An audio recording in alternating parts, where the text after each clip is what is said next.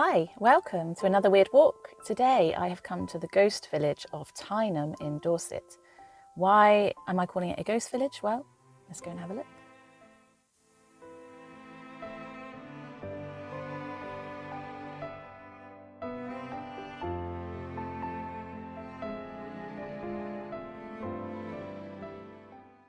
Tyneham village is located in the south of Dorset near Lulworth on the Isle of Purbeck. Known locally as the Lost Village, the Ghost Village or the village where time stood still, Tyneham has a very solemn history. Thought to have been a settlement since the Iron Age, the last 200 or so residents of Tyneham were forced to leave during the Second World War. The lives of the Tyneham residents were changed forever when, on the 16th of November 1943, the War Office sent letters informing all who lived there that they had just 28 days to leave all the homes, buildings and land in Tyneham, which would then be used as firing ranges and for training troops.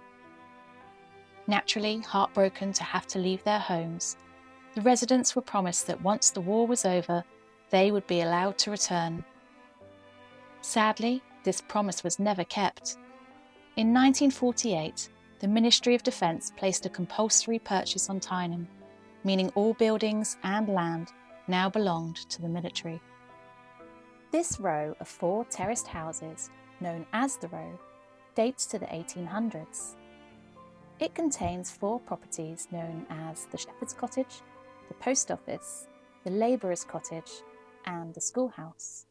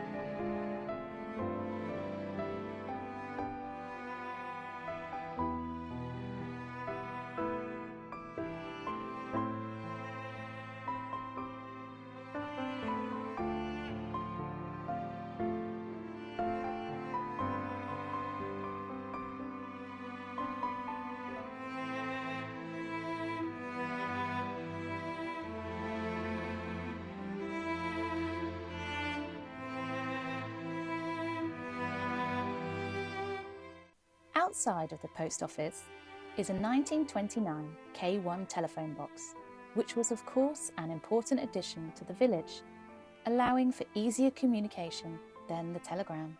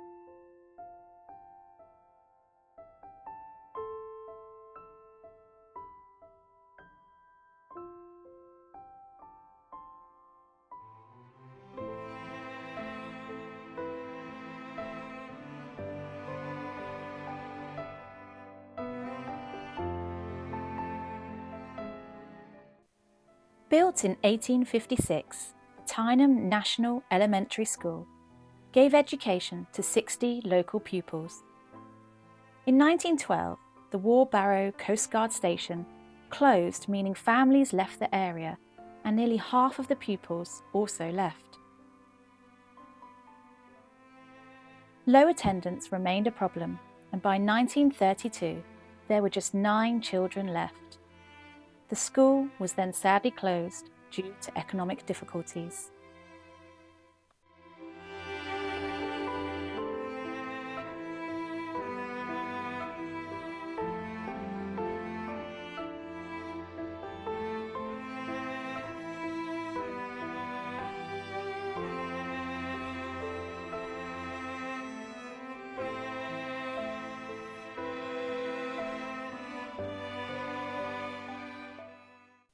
The empty school then went on to become a village hall, and like all buildings here, it was also taken over by the military in 1943.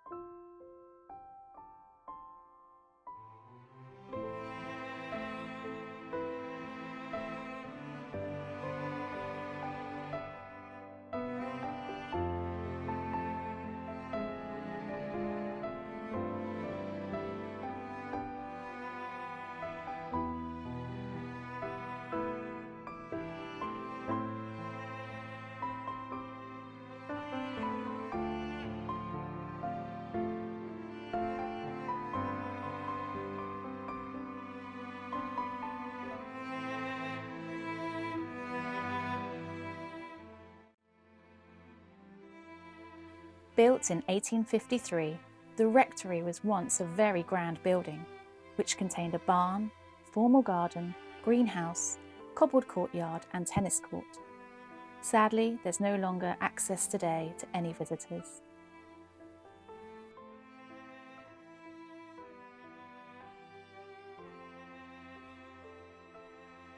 Moving on, we come to the Church of St Mary's. This pretty church was built in the late 13th century. Over the years, it received many restorations to the nave, chancel and north transept arches. When the army took over the church, the two bells were relocated to St Michael and All Angels at nearby Steeple. The War Office agreed in principle with the Church of England that the church would be spared damage from firing practice, and the site became a designated safety area. However, by 1950, the church was hit twice with shells ripping through its roof. Today, it is a museum dedicated to the memory of the people of Tyneham.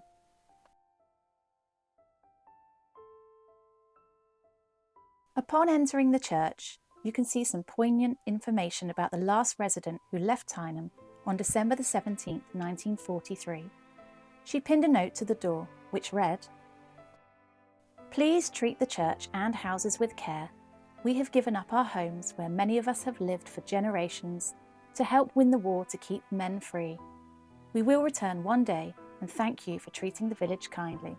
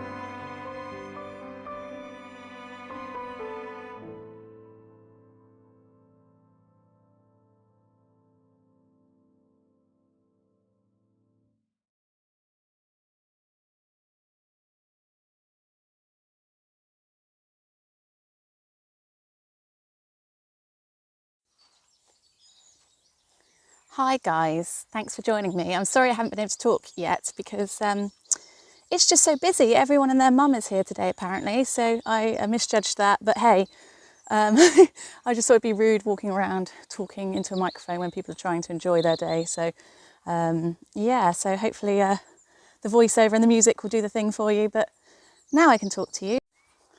So this is the gardener's cottage, but as you probably saw, I can't. Unfortunately, I can't go in there as there's a great big dirty fence around it, probably because it's not safe to go in structurally, which, you know, makes complete sense. But it is a bit of a shame that some of these have just been left, sadly. Nature taking over there at the top, as she does.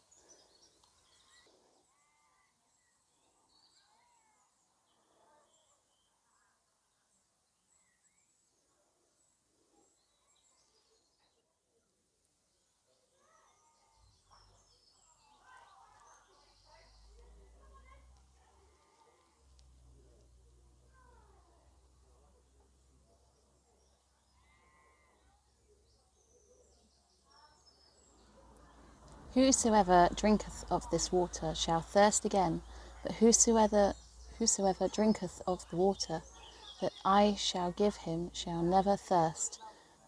But the water that I shall give him shall be in him a well of water springing up into everlasting life.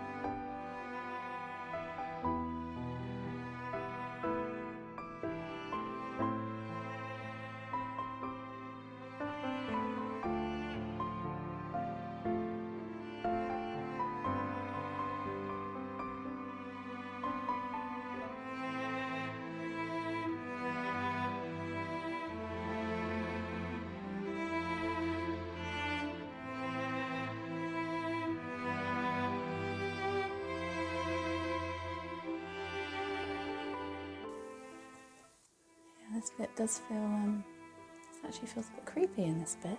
I think it's psychological. I think it's just because there's cobwebs, dust, dirt, spiders. Not a fan. It's only a stable, but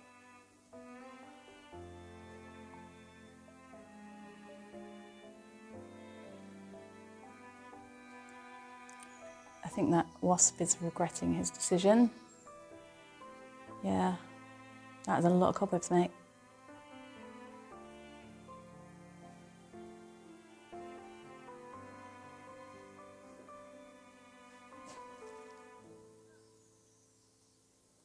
The old bridles and things, saddles.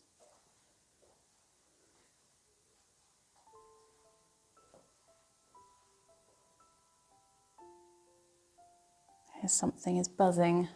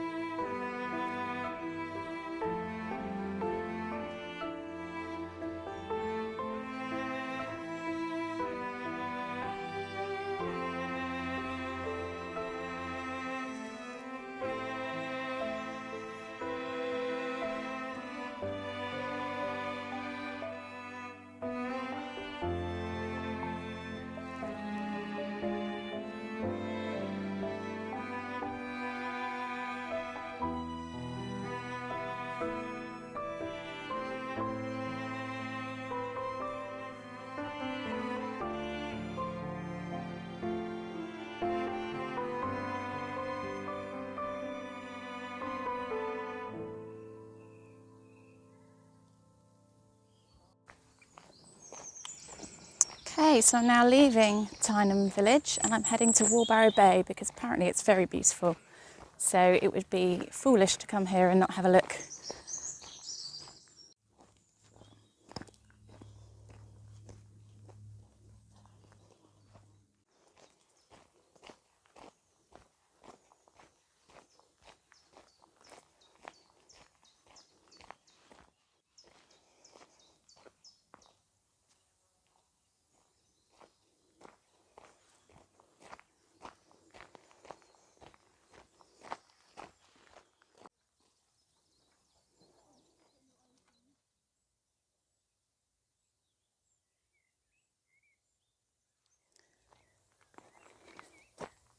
What an absolutely beautiful place to live. You can understand and sympathise terribly well with the residents of Tyneham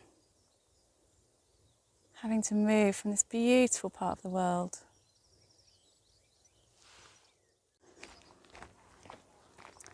Getting closer now to the top of that peak there. Every time I turn a corner though, my breath is just like taken away. You see the chalky, wow, the chalky cliffs there.